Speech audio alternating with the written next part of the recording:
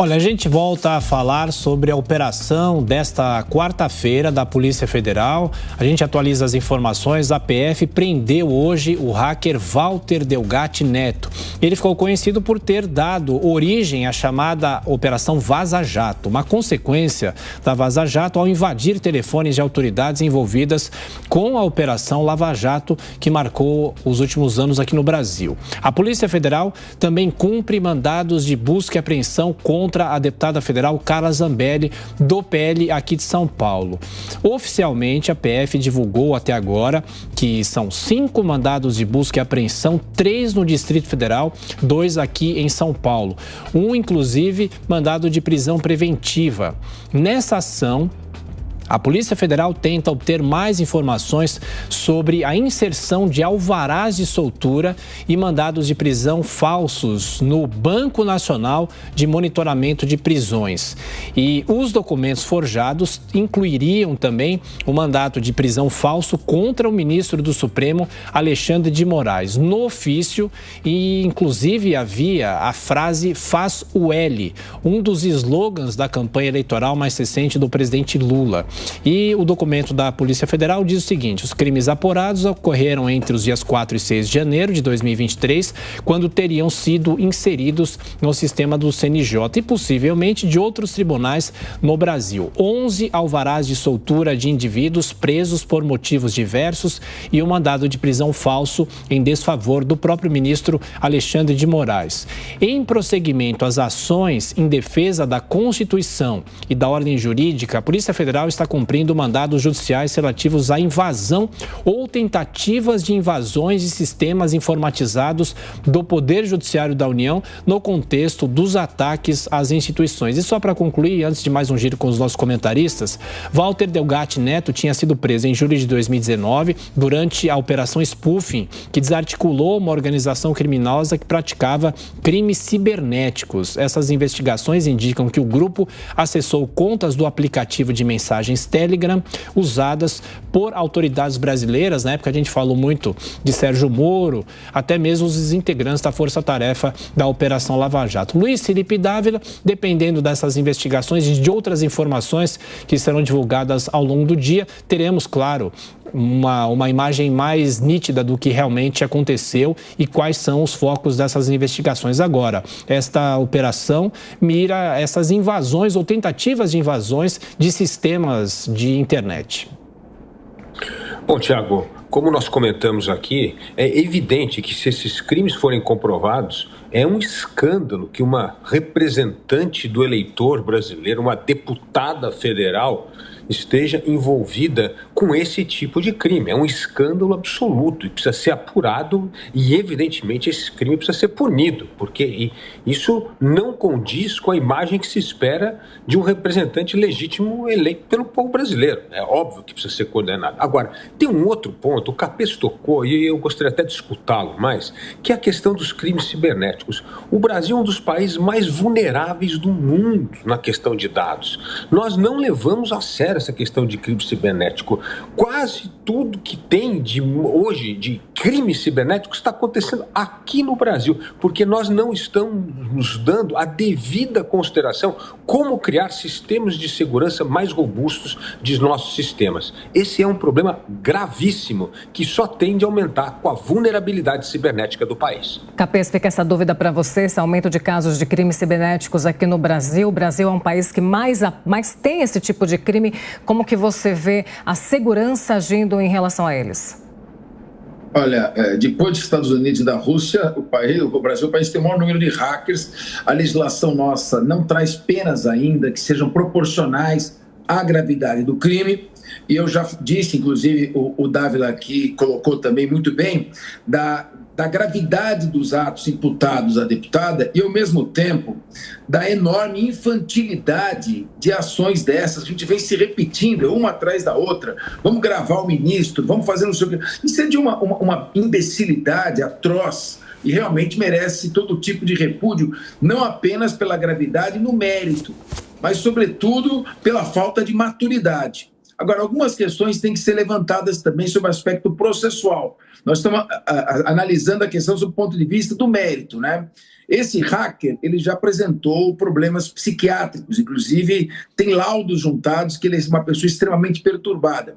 E nesse momento, a principal prova, a principal evidência do envolvimento da deputada Carla Zambelli é a palavra do próprio hacker, que deve ser recebida com reservas. Então, se se trata de uma delação, essa delação não tem valor em si, é necessário que haja uma comprovação. Então, talvez a gente deva aguardar o decorrer dessa busca e apreensão, se vai surgir algum documento que prove efetivamente essa vinculação, o que será realmente lamentável e motivo para a perda do mandato, inclusive, por parte da deputada, ou se trata de uma delação vazia de provas. Então, nesse momento, nós temos que aguardar. Torço para que o hacker esteja mentindo, que seja uma delação vazia e que a busca e apreensão não traga nenhum elemento, porque seria muito triste uma deputada com o número de votos que ela teve estar envolvida numa ação tão grave e, ao mesmo tempo, tão infantil.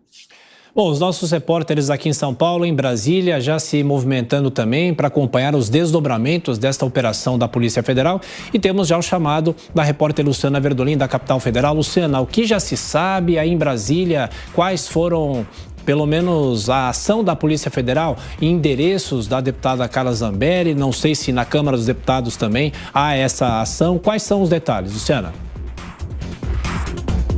Olha, a expectativa é de que os mandados de busca e apreensão, Tiago, sejam cumpridos, né, na casa da parlamentar e também no gabinete no Congresso Nacional. A avaliação que se faz é de que ainda é cedo para dar muitos detalhes. A deputada não retornou ligações, não tem respondido questionamentos e também no gabinete dela não há novas informações. O que a gente já sabe é que o ministro da Justiça, Flávio Dino, inclusive, ele divulgou uma informação nas redes sociais dizendo o seguinte, que em prosseguimento às ações em defesa da Constituição e da ordem jurídica, a Polícia Federal está atuante, está cumprindo mandados judiciais relativos a invasões e tentativas de invasões de sistemas informatizados do Poder Judiciário da União no contexto dos ataques às instituições. Aqui em Brasília e em São Paulo estão sendo cumpridos mandados. 3 mandados de busca e apreensão aqui no Distrito Federal. A expectativa é de que todos sejam endereços de Carla Zambelli. Pois é, Luciana, a gente sabe também que agora, nesse segundo semestre no Supremo, ela vai ser julgada por aquele incidente em que ela pegou uma arma, correu atrás de uma pessoa aqui na região dos Jardins, em São Paulo. Isso deve estar na pauta do Supremo também. Não sei se já há uma data marcada, não sei também se você tem essa informação, Luciana. Pelo menos por enquanto não, mas é um caso que gerou muita repercussão no ano passado e a gente lembra, inclusive, que dentro do grupo, né, do ex-presidente Jair Bolsonaro, essa ação que aconteceu às vésperas do segundo turno das eleições, na avaliação de integrantes do ex-governo, pesou na derrota de Bolsonaro para o agora, né, presidente Lula no período eleitoral, nas eleições do ano passado. Por isso, ela, inclusive, teve um estremecimento com a base bolsonarista. Mas a questão vai ser analisada pelos ministros do Supremo Tribunal Federal. A pauta ainda não foi divulgada. Pois é, o que se sabe é que vai ser um julgamento em plenário virtual até a metade de agosto, talvez até o dia 20, 21 de agosto, mas a gente aguarda também a confirmação do Supremo. A Luciana Verdolim volta em instantes com outras informações, mais um giro com os nossos comentaristas. Temos aqui a Amanda Klein, o Capês também conosco. Aliás, daqui a pouco o Capês vai falar sobre o foro privilegiado que a parlamentar tem, como é que fica essa situação. Amanda, as últimas informações, você conversando com as fontes também, o que já se sabe, o que você também está apurando? Estou disparando várias mensagens aqui, né, Tiago? Estava até olhando para baixo, ainda não me responderam, mas estou mandando aqui para alguns deputados do PL, o líder do PL também, deputado Altineu Cortes, para saber como o partido se posiciona até agora sobre esses mandatos de busca e apreensão contra uma importante expoente do Partido Liberal, que é a Carla Zambelli. Agora, o que dá para a gente sentir até agora? A Carla Zambelli é uma daquelas personalidades mais ideológicas da legenda. Era muito próxima ao presidente Bolsonaro, se elegeu nessa esteira em 2018 com um número grande de votos, repetiu essa votação, ou melhor, teve uma votação muito mais estrondosa depois, e ela se distanciou do presidente porque às vésperas da eleição do segundo turno foi flagrada correndo atrás de um jornalista com uma arma em punho, uma briga de rua em que outras pessoas à sua volta foram ameaçadas numa região muito movimentada de São Paulo. O presidente Bolsonaro, depois disso, se afastou da Zambelli porque havia um entendimento no entorno do PL de que esse fato foi definitivo para que o presidente Bolsonaro perdesse a eleição por uma estreita margem de votos no segundo turno de 2022. A deputada foi, inclusive, admoestada por ele depois em encontros do PL, com a bancada de deputados do PL, e deixou de gozar ali da intimidade e deixou de frequentar o entorno do presidente Bolsonaro.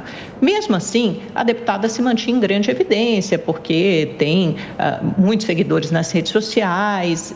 De qualquer forma, ela hoje, no meu entendimento, por exemplo, ela tende a ficar isolada e cada vez mais isolada no partido, porque há essa compreensão geral de que a Carla Zambelli partiu para o tudo ou nada. Já havia partido em 2022 e com essa tentativa totalmente atrapalhada, destrambelhada e criminosa, quer dizer, de se aproximar de alguém que já havia sido condenado pela Justiça primeiro na Operação Spoofing, o Walter Delgatti Neto, colocá-lo para cuidar das suas redes sociais, depois pedir para que ele tentasse invadir as urnas eletrônicas para mostrar a fragilidade do sistema, ficar feliz, segundo a acusação, segundo a investigação aí, que ele inserisse alvarás de soltura e mandados de prisão falsos, mandados de prisão contra o próprio presidente do TSE, ministro do Supremo, Alexandre de Moraes. Isso tudo é muito grave. Ninguém vai ficar do lado da Carla Zambelli, porque ela virou criptonita, é o tipo de pessoa política que afasta todo mundo, é material explosivo, ninguém vai querer ficar perto disso.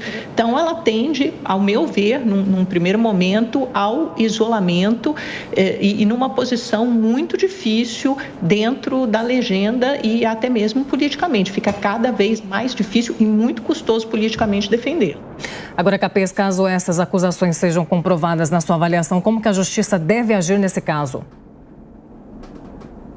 Eu repito, ela tá, pelos contatos que eu fiz, ela nega os fatos e aparenta, pelo menos diz, estar tranquila com relações. Bom, a gente não sabe, né? Vamos esperar aqui o resultado da busca e apreensão. Mas só a aproximação dela com esse hacker, Delgatti Neto, já mostra uma imprudência extrema, uma atitude absolutamente incauta de alguém que se aproxima de uma pessoa com esse tipo de perfil, né? Você já está se colocando em situação de risco. Agora, se ele se aproveitou dessa aproximação para usar o nome dela e sob esse palio fazer a invasão dos sistemas informáticos, cibernéticos do CNJ, do Tribunal Superior Eleitoral, de dados sensíveis de ministros, aí é algo que só a investigação vai dizer.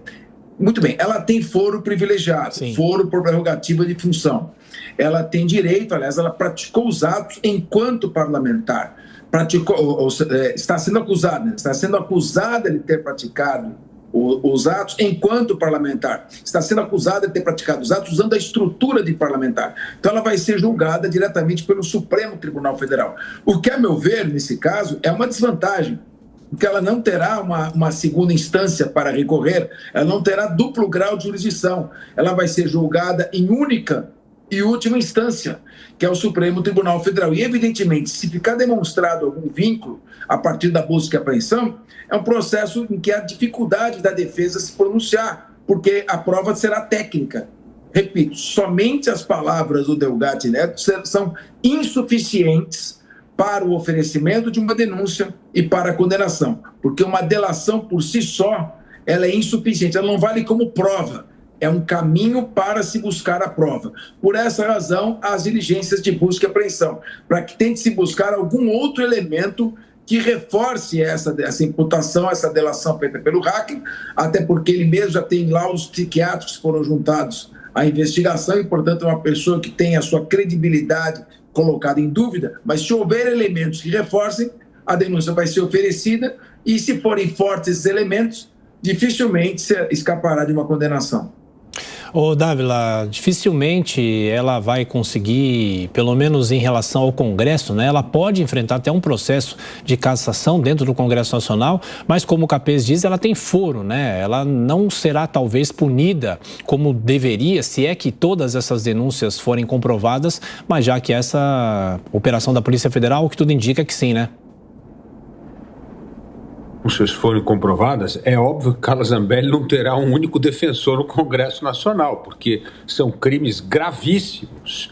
E o que os deputados parlamentares vão querer é exatamente a distância de uma pessoa que está com a ficha tão manchada com crimes tão sérios. Agora, se isso for uma acusação infundada, como o Capês mesmo falou, de uma pessoa que não é que tem a maior credibilidade nessa denúncia, aí não, aí vai começar uma exploração política de novo, de perseguição política. Então é preciso esperar, ter calma agora, coletar as informações, os dados, entender essa acusação para saber qual que será o desdobramento. Porque, como bem disse a Amanda, a Carla Zambelli não é qualquer uma, é sim uma deputada muito importante do PL e da ala bolsonarista. Pois é, Walter Delgatti Neto está sendo preso hoje, é preso pela terceira vez. Em uma outra oportunidade, ele tinha sido preso na primeira vez, mas aí acabou descumprindo e acabou não usando a tornozeleira eletrônica, voltou a ser preso. E em relação a ele, também em relação à deputada Carla Zambelli, o hacker que ficou famoso por ter invadido contas do Telegram, ele, inclusive, tem ligações com o mundo político. Há uma informação de que, ainda em 2022, ele se reuniu com Valdemar Costa Neto, presidente do PL. Segundo aliados do dirigente partidário, o encontro foi intermediado justamente pela deputada Carla Zambelli. Já integrantes da campanha do então presidente Jair Bolsonaro, no ano passado, afirmam que a parlamentar levou Delgatti sem aviso prévio ao partido e eles alegam que Valdemar Costa Neto não deu continuidade a essas conversas. Ainda de acordo com integrantes da campanha, Valdemar Costa Neto descartou se aproximar do hacker e ter uma ligação do hacker com a campanha eleitoral por não ter gostado do teor do encontro. Lembrando que a revista Veja chegou a publicar que o objetivo da suposta reunião entre o presidente e Delgatti foi tentar engajar o hacker na cruzada do antigo presidente contra as urnas eletrônicas. O chefe do Planalto fazia ataques ao sistema eleitoral, como nós acompanhamos, inclusive o TSE acabou tomando decisões recentemente sobre isso, mas havia essa possível ligação com o hacker, mas o PL nega qualquer aproximação. O hacker não saiu do núcleo do partido, foi inclusive para a mira da Polícia Federal por um outro motivo: a invasão dos sistemas do CNJ para a inclusão de um falso mandado de prisão que tinha sido expedido pelo Alexandre de Moraes, o ministro, contra si mesmo. Os integrantes do partido do PL temem que o hacker envolva Carla Zambelli nesse episódio também da invasão do CNJ. Ela afirma não ter conhecimento das declarações de Delgatti sobre o episódio, então essa operação está em andamento nesse momento. Conforme a gente já destacou a nossa reportagem de Brasília, há mandados de busca e apreensão na casa da deputada Carla Zambelli. A gente volta a girar os nossos comentaristas, Amanda Klein com as últimas informações, e também alguns integrantes do PL já devem ter se manifestado ou vão aguardar o andamento dessa operação para se manifestar. Pois é, eu estou falando aqui com os primeiros, viu, Tiago, até perguntando, olha, vocês já ouviram da Carla Zambelli o relato de algum encontro do Walter Delgatti, ou ela tentou apresentá-lo para vocês? O primeiro que me respondeu aqui disse que não, né? Eles ainda estão muito cedo para essa repercussão, eles estão muito cuidadosos. O líder Altineu Cortes ainda não me respondeu também. Falei com pessoas do entorno do Valdemar Costa Neto, disseram, olha, está muito cedo, né? Não é possível saber. Então, deve estar todo mundo assim, ensaiando uma resposta, tentando acompanhar e tomar pé dos acontecimentos para saber qual será a reação. Agora, na esteira daquilo que a gente estava falando, o Dávila até comentou, né? Eu também já havia dito, uma das deputadas mais votadas do país, até fui retomar aqui, então o deputado mais votado foi o Nicolas Ferreira, né? Teve quase 1,5 milhão de votos, de Minas Gerais, uma coisa estrondosa. Depois, em São Paulo, a gente teve o Guilherme Boulos, com um pouco mais de 1 milhão de votos, ele puxou mais 2 candidatos do partido, do PSOL, e a Carla Zambelli vem em segundo segundo lugar como deputada federal mais votada de São Paulo. Então, veja a importância disso, 946 mil votos, 244. E ela puxa mais 2 deputados com ela do PL, são os puxadores, conhecidos como puxadores de voto. Ela teve mais votos que o Eduardo Bolsonaro, que é filho do então presidente da República. A Carla teve 946 mil votos, o Eduardo Bolsonaro teve 741 mil votos. E é essa deputada que acaba ficando com essa pecha de uma coisa destrambelhada. Primeiro, por causa daquele episódio da véspera do segundo turno, né? Uma coisa maluca, ela correndo no meio da rua com uma arma em punho, e depois o contato com esse hacker. É lógico que não dá para a gente saber a profundidade da relação, exatamente o que ela pediu a ele ou sugeriu que ele fizesse. Mas nessa foto que nós exibimos há pouco, ela parece sorridente. De repente a gente coloca no ar de novo, para quem nos acompanha por imagens, ela parece ali muito sorridente, posando ao lado do Walter Delgatti. Repito, alguém condenado pela justiça, que depois foi libertado, cumprindo medidas restritivas. E ele ficou encarregado das redes sociais da Carla Zambelli por um tempo. Então, é inegável que os dois tinham uma relação de proximidade. Uma pessoa que cuida das suas redes sociais é alguém próximo a você, alguém que está em contato com você o dia todo, várias vezes por dia, ainda mais alguém que tem redes sociais estrondosas como a Carla Zambelli. Repito, ela se torna material radioativo no PL, entendo que ela caminhe para uma espécie de isolamento político. Ela só não fica totalmente isolada porque ela tem muito voto, mas é um voto que já era de uma bolha ideológica e cada vez mais restrita a uma bolha ideológica, porque mesmo os mais ideológicos tendem a se afastar da Carla Zambelli. Agora, Capês, investigações em andamento, e como fica o PL em relação a este caso? O partido perde um pouco de notoriedade em relação a isso? O partido não deve dar apoio caso essas investigações sejam comprovadas? Eles devem tirar o pé? Olha, Paula, a gente tem que ir montando o histórico e a sequência dos fatos e atuar nesse momento, a meu ver, com cautela e objetividade, focados nos fatos concretos. Tá? Primeiro fato concreto, ela se aproximou desse hacker Delgatti Neto e o chamou para trabalhar em seu gabinete. Essa ação por si só já é uma ação imprudente.